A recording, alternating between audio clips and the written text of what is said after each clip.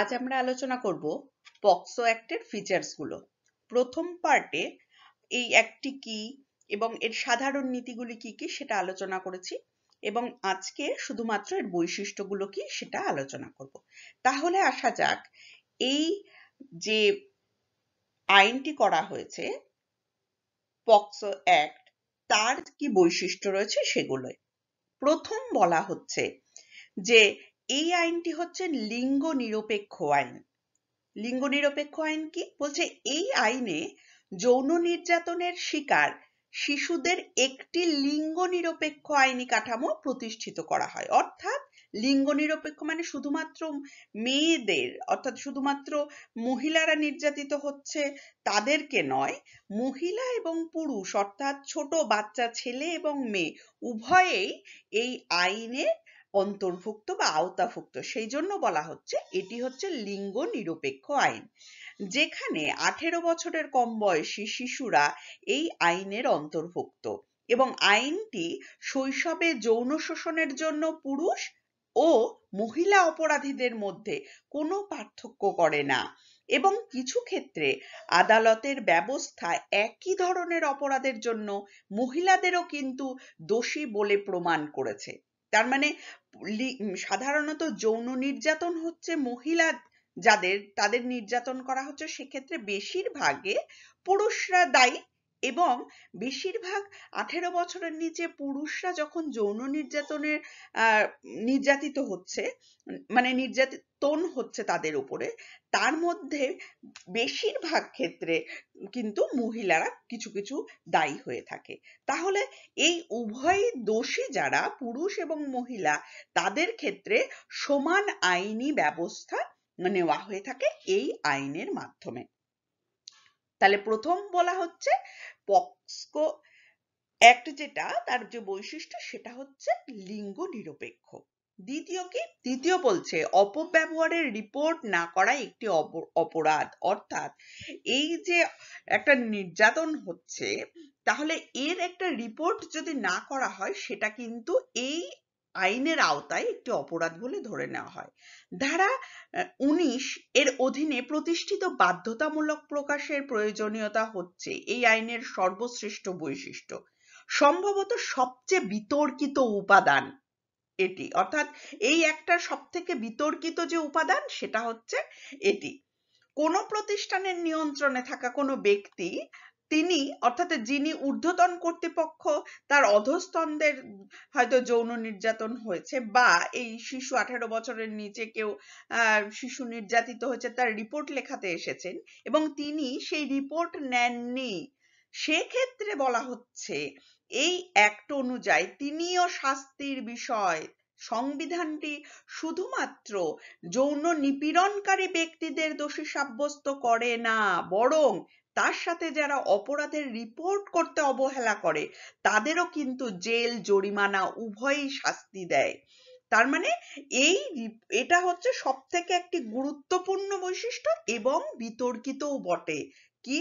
তাহলে যে অপরাধী, তাকে যেমন অপরাধের জন্য দোষী সাব্যস্ত করা হচ্ছে এবং তাকে শাস্তি দেওয়া হচ্ছে, ঠিক তার পাশাপাশি যদি কেউ রিপোর্ট না গ্রহণ করে বা রিপোর্ট নিতে বিভিন্ন তালবাহানা করছে, যে না ফিরিয়ে দিচ্ছে, সঠিক রিপোর্ট নিচ্ছে না, সেটা কিন্তু সমান ভাবে জরিমানা দিতে হয় এবং তাকে শাস্তির ভাগিদার হতে হয়।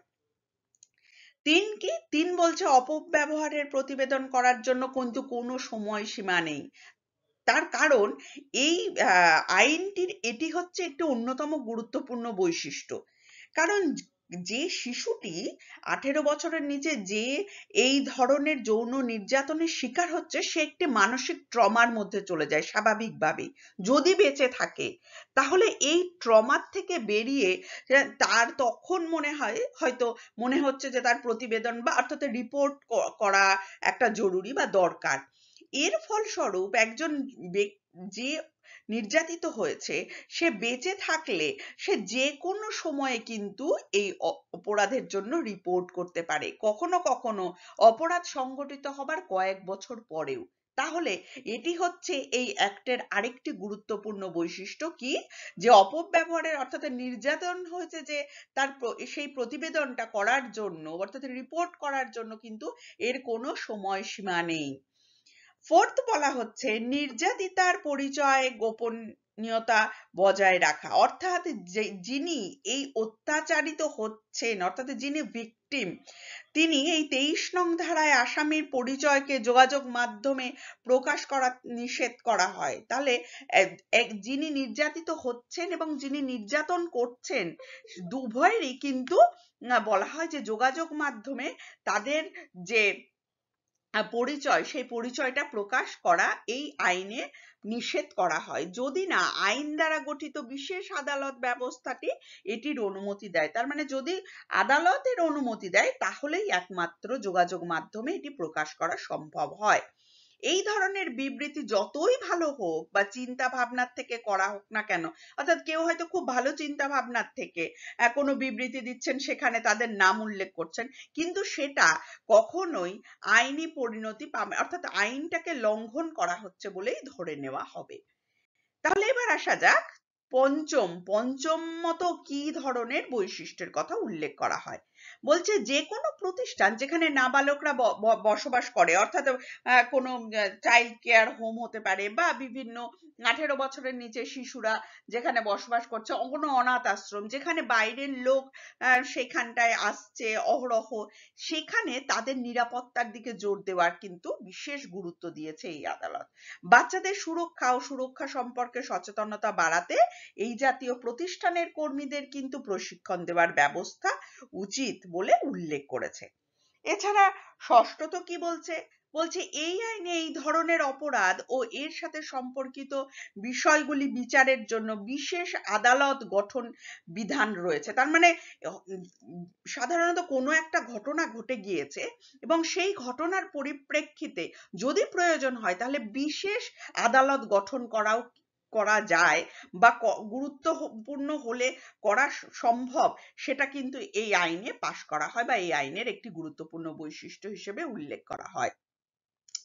সপ্তমত কি বলছে, বলছে আইনের 45 নম্বর ধারা অনুযায়ী বিধি প্রণয়নের ক্ষমতা কিন্তু কেন্দ্রীয় সরকারের হাতে। এই দুটি বিধিবদ্ধ, সাধারণত দুটি সংস্থা হাতে দেওয়া হয়েছে, যেটি হচ্ছে বিধিবদ্ধ সংস্থা। এই আইন বাস্তবায়নের ক্ষেত্রে পর্যবেক্ষণের জন্য শিশুর অধিকার সুরক্ষার জন্য জাতীয় কমিশন এবং শিশু অধিকার সুরক্ষার জন্য রাজ্য কমিশনকে মনোনীত কর্তৃপক্ষ করা হয়েছে।